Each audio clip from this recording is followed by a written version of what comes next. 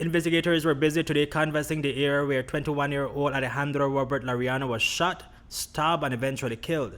The Belize City youth was found on Monday night face down in a pool of blood.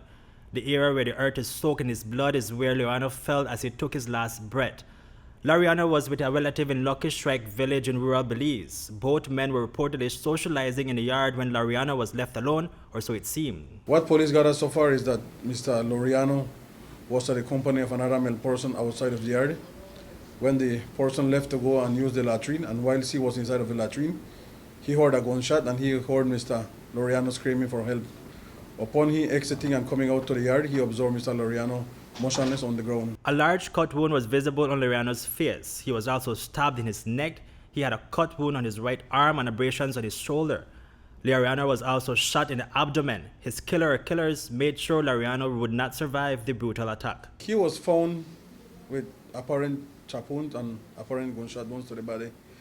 We are looking as to exactly what have motivated this person to carry out this attack on Mr. Lauriano.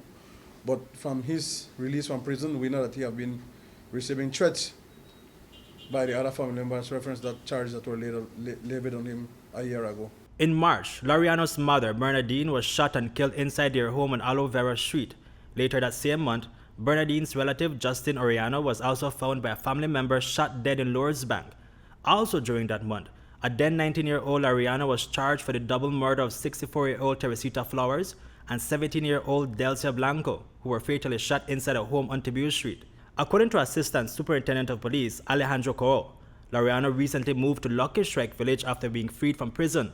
He says Lauriano was receiving death threats. He is the same person who was charged about a year ago. The charges were withdrawn from him based on the advice of the DPP's office, and he was released.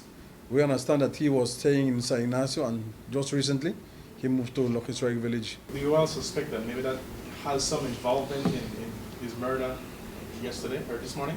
Yeah, that is one point that we have to consider. At the scene, investigators retrieved 2 expended shells. Several persons were questioned. One suspect is in police custody. Hipolito, Novelo, News 5.